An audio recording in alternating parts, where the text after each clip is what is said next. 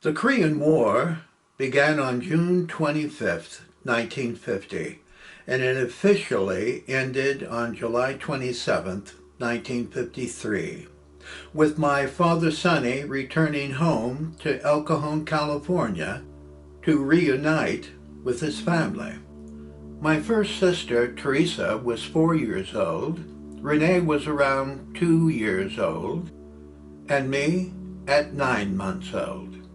My father was 25 years old, and he soon became a La Mesa police officer.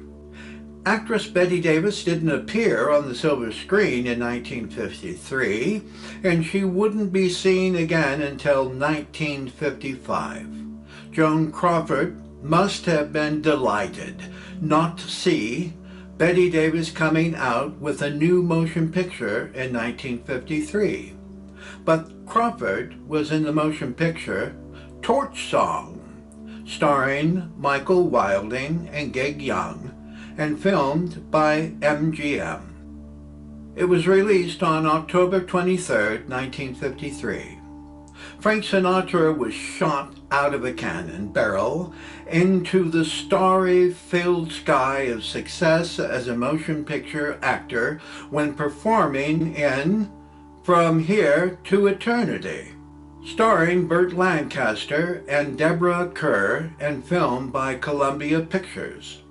It was released on August 5, 1953. Sinatra miraculously survived from a collapsing career, and he turned it into a blockbuster success.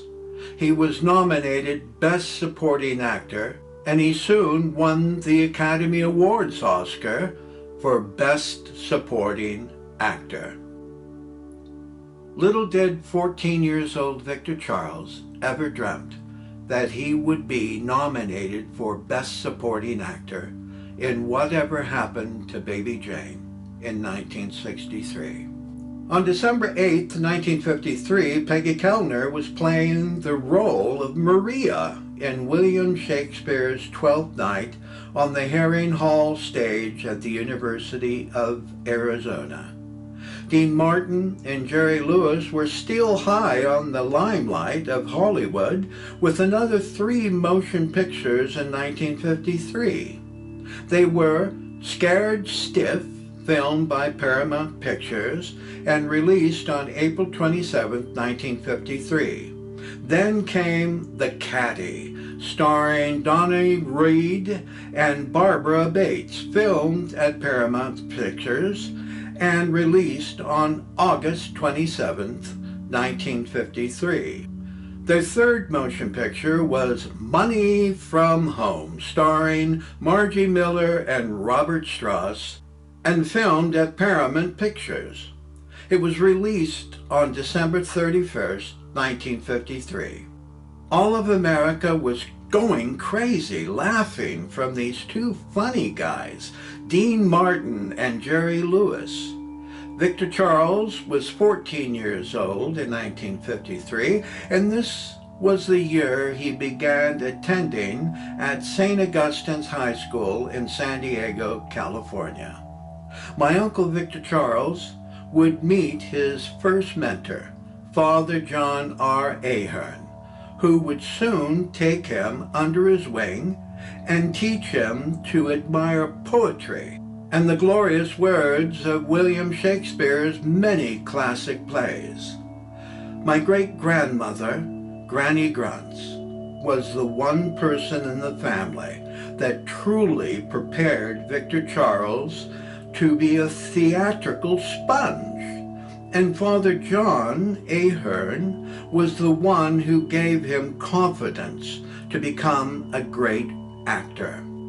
Over his entire career, critics would write about how Victor Charles played old men when he was only a teenager and in his 20s. It was not only due to his height and weight, but it was his mature spirit that he carried inside. I can only guess that he was influenced as a child and young teenager by the people who were around him. Victor Francis most likely had his friends over to his house many times, and when Victor Charles was sitting across the room from these worldly men, he would be studying and drinking in their facial expressions and listening to their audible tones. These were very powerful men, and being the sponge Victor Charles was, it only makes sense that he copied their characteristics like a good actor should. I know it was true for me, for when I was 13 years old and living with my Uncle Victor Charles in 1965, I too was in the company of Hollywood actors and actresses, and I copied them as he did. In the summer of 1953, 41 years old Father John Ahern was still teaching at St. Augustine High School in San Diego, California.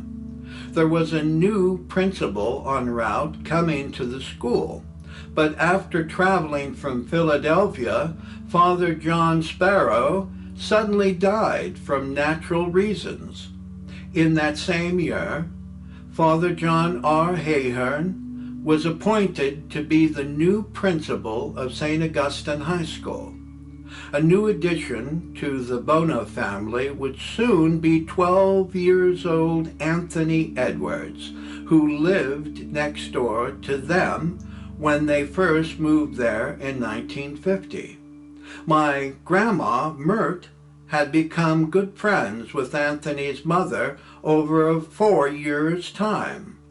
In 1954, Mrs. Edwards suddenly fell severely ill and was diagnosed, and she only had a short time to live.